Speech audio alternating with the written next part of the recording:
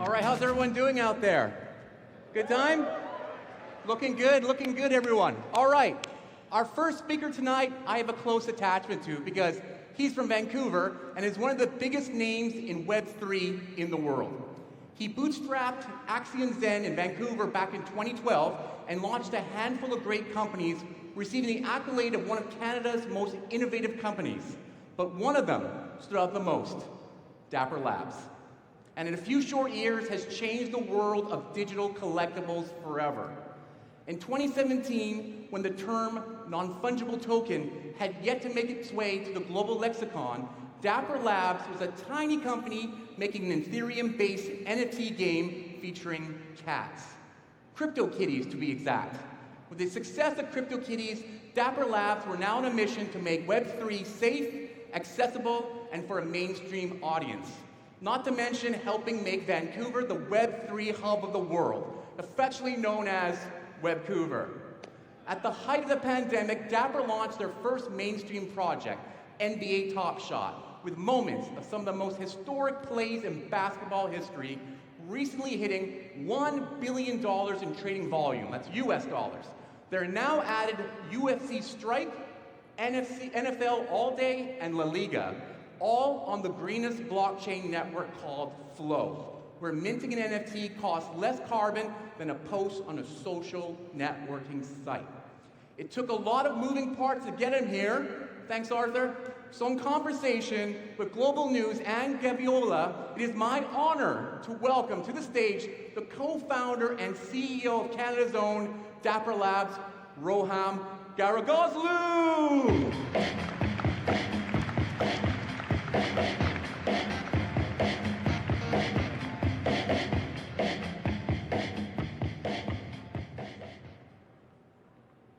Hello, everyone. What a beautiful crowd. And I just want to take one quick moment to say it is a thrill to be back to large-scale in-person events like this. And I should also say it's a thrill to be sharing the stage with you and to be able to have this great conversation in front of all these lovely people.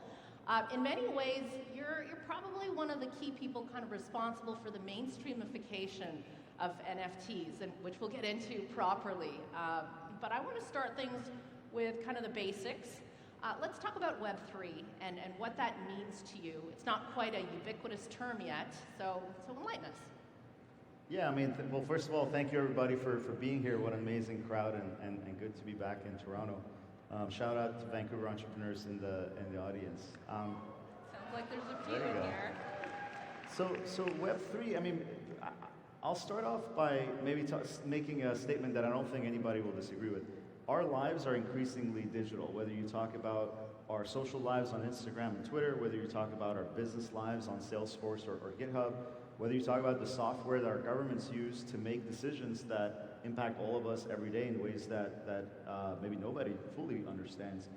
Software and the data systems, the data networks that sit on top of software already run everything about our lives. And so in a sense, we already live in the metaverse.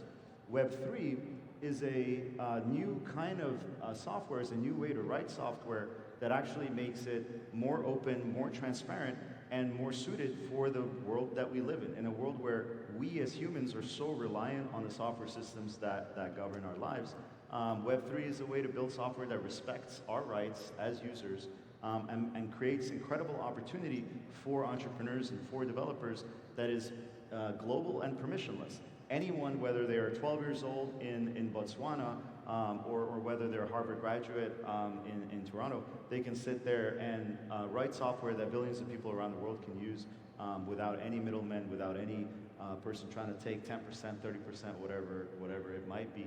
And the most important thing to remember is Web3 is incredibly early. You have a handful of applications, you have a few millions of users that have ever touched Web3 products. And yet, it's this incredible green field of opportunity that means we can build software that sort of progresses society and takes us to the next level. Okay, so we've got the basics kind of out of the way. I do also have to ask about what I consider kind of the big pink elephant in the room. There's a lot going on in crypto markets. There's a big sell-off, a collapse, a crash, however you want to describe it. I've heard some choice words like a bit of a bloodbath or a reset. What I would like to find out from you, and I've been talking to quite a lot of people in the space about this, what is your take on what's happening right now and kind of the impact? Let's connect those dots of what's going on right now for kind of the longer term and medium term for this industry. Yeah, I mean, look, I've been an entrepreneur through multiple cycles now, and we started Dapper Labs in 2017, immediately went through a bear market cycle there, and that's where we built the whole company. That's where multiple billion-dollar companies were born, whether it's OpenSea or Alchemy or others. And so for me, nothing has changed. But at the same time, as entrepreneurs, as builders, we have to have empathy that, you know, for most of our customers, their lives have been deeply affected, whether they're invested in NFTs or crypto or in Apple stock. You know, nothing is unaffected by what's been going on in the macro markets. And so we have to have empathy for our users, but recognize that crypto or Web3 or whatever you want to call it is one of the only markets in technology with 1,000x potential already built in. We've touched 1 million NBA fans. There's 1 billion NBA fans. There's 1,000x just in the NBA alone. And with that mindset, the work that we do can add more value to more people and sort of counteract what's happening in the macro markets. If you think about 2008, the whole passion economy was born out of people saying, well, you know, the normal economy is not doing well, so what can I do in terms of monetizing the resources I have with Airbnb, et cetera, monetizing the time I have with Uber and Lyft. And I think this sort of reset, as you put it, is going to be such the right opportunity for builders to kind of create the next generation of products. Now, the key thing to remember, though, as for all the CEOs in the room, you have to stay solvent longer than any markets can stay irrational. And so make sure you don't run out of money, and make sure that you sort of are building products that respect the current consumer mindset, which is you know, around efficiency much more than, let's say, luxury or showing off or whatever it might be. But gaming, entertainment, anything that adds real value to real people is in my opinion, completely recession-proof. Completely recession-proof. Super interesting. Now, I want to talk about your kind of MO, your raison d'etre. You're a bit of a man on a mission, is how I would describe you. And a big part of that mission involves mass adoption, widespread adoption. You'd love to see, I'm told, you know, crypto wallets available to everyone who would like to have access. Tell me a little bit more about that, and also how CryptoKitties essentially kind of paved the runway for all of that. Well, yeah, I mean, look, CryptoKitties was a product we built even before Dapper Labs existed, and it was almost a proof of concept it was the first product that said, well, you can use crypto technology to build things other than currencies, and things that, you know, normal people can use. And you're right, I am a man on a mission, because I think once we put crypto wallets in every pocket, that is basically every person empowered to both create, share, and participate in value economies around the world. You know, I think of back in the you know, 80s, 90s, Bill Gates had this thing of put a PC on every desktop. And you know, PC on every desktop was kind of the ability for any person to access the world of information out there. But a crypto wallet in every pocket, and it can ride on the same, you know, 6 billion mobile phones that are already out there, gives people access to a network of value, and changes the relationship that people have with the brands that they're a fan of, with the communities that they're a part of, just like, in a sense, social media changed the relationship in terms of the information that they exchange. And so, you know, I was talking to, you know, actually related to the market crash question, I was talking to a Top Shot collector. He's in his 40s, quit his job recently to start a company, and that's obviously turned much more difficult in today's environment, but wanted to talk to me about Top Shot and how, you know, for him, it's not about crypto, it's not about NFTs, it's about a shared experience with his kids, and getting more value out of being an NBA fan, feeling more engaged on a daily basis with the sport. And his kind of message to me in this kind of user research call that I did was, don't get, you know, the real fan in Top Shot. Yes, the economy is critically important, and there's a variety of things the team is doing on that front. But the essence of it is that shared experience, that social experience, and that doesn't go away. And in fact, is even more important in an environment of, you know, negativity. Okay, you talked about the kind of environment of negativity, you brought up Bill Gates. I do want to talk about the state of the NFT market It's in a different kind of space and maybe viewed by the mainstream differently now, today, than it was, a year plus ago when it was starting to really get onto everyone's radar in a really big way. Bill Gates had some pretty choice words for crypto and the NFT market. I'm not going to, repeat verbatim, but he did essentially. He said it's a bit of a sham and reliant on the, greater fool theory. I'd like to know. Well, if you want to respond to what Bill Gates said, you're welcome to. And also, what is the state of the NFT market right now? It's very typical that people who built a lot of value and created a lot of value in previous technology shifts tend to miss the future technology shifts. And in some ways, it's because of the perception that they have, the sort of the worldview that they have. And in some ways, it's because they're jumping to conclusions based on incomplete information. They don't have the time to really go deep and see kind of at the ground level what's happening. And so, Bill Gates himself missed the wave in mobile, missed the wave in social media. And this is because he created that first wave that enabled all of the following to exist. So, with all due respect, I don't worry too much about people that don't see the future. I spend a lot of time with people that do see the future, because those are people that are building the future. And at the end of the day, the people building the future have the power to shape that future. And so kind of writing off an entire technology based on a few applications where if you look at the if you look at the current internet, how much of the current internet adds no value to anybody?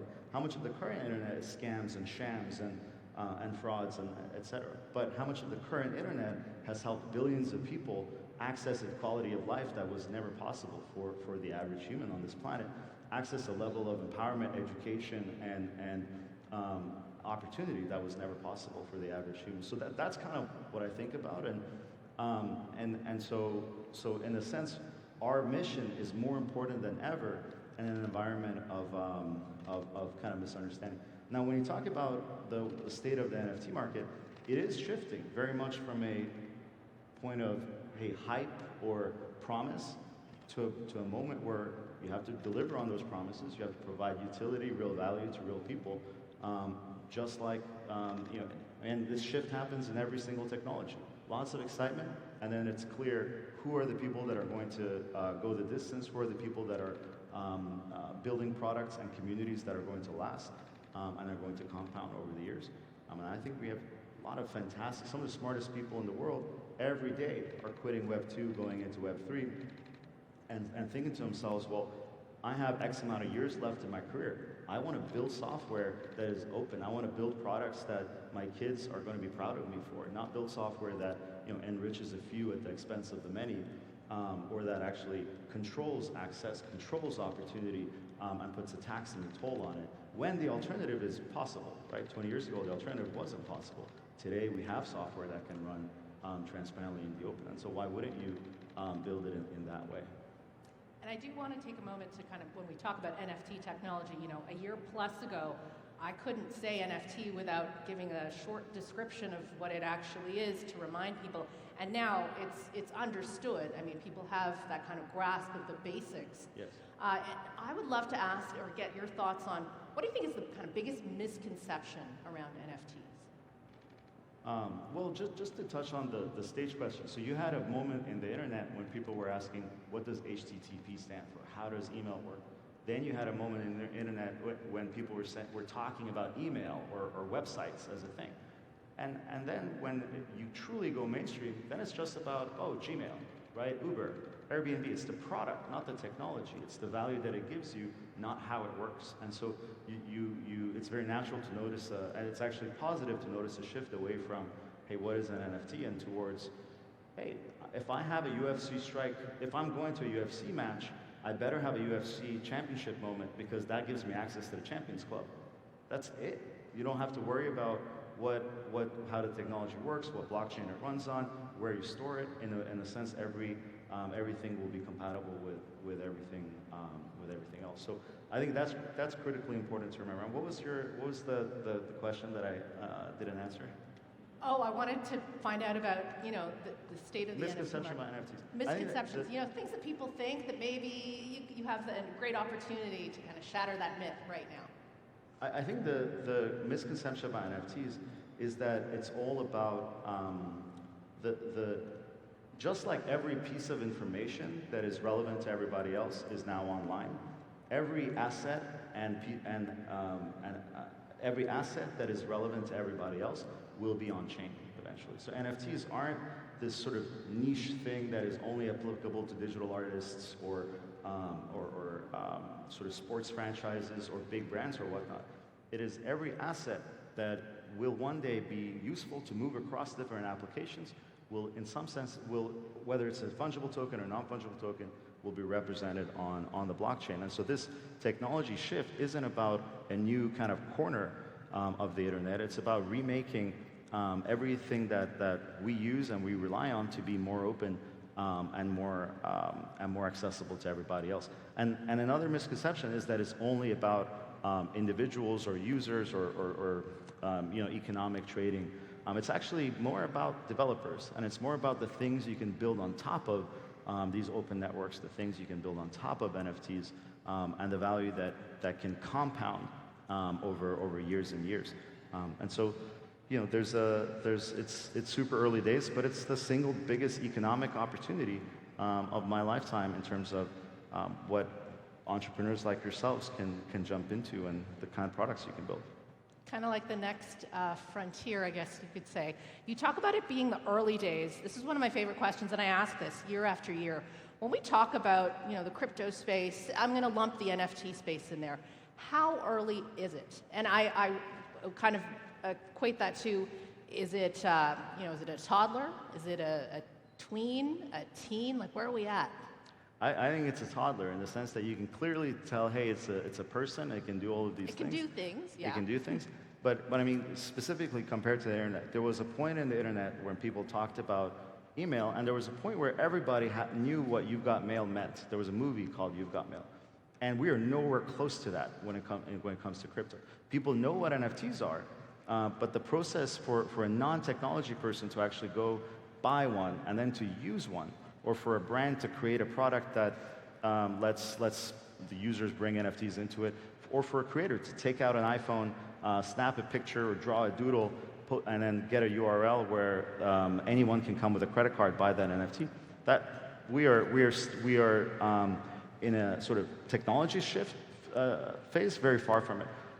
But all of that's going to happen really, really quickly, because unlike the internet, you don't have to dig up the ground and build fiber optic cable. You just free ride on the 6 billion smartphones that exist. And so it's just about, I think we're 6 to 12 months away from usable products that you can buy an NBA Top Shot, take it to Instagram and into Twitter and into different, it's the first time you can buy a digital product in one application and take it to another application. And that's going to be live in a month or two. And so as those applications become live, they inspire other entrepreneurs. What could I build on top of it? Fantasy game, a social network, a different kinds of in real life community engagement. That is going to compound hyper quickly. That's super interesting when you talk about the reducing of the friction points for consumers, because you're right, they can't handle too much. We don't have a ton of time, but I absolutely want to ask you, what is the one thing that you want everyone watching and listening to kind of take away, to remember from our talk and our moment here?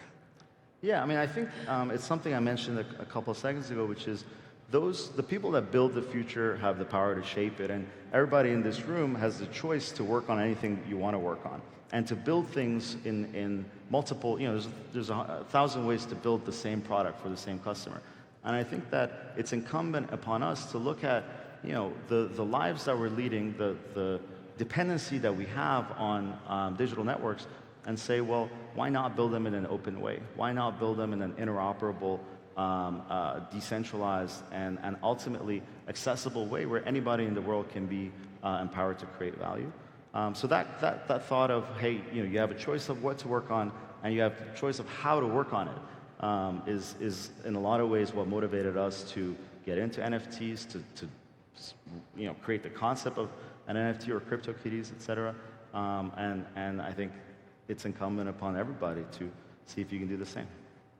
What a great kind of parting message for this kickoff for Collision. We're going to leave it there just for now, but we can continue the conversation. You can find us at Collision. You can find us on social media. Thank you so much for your time and your insight, of course.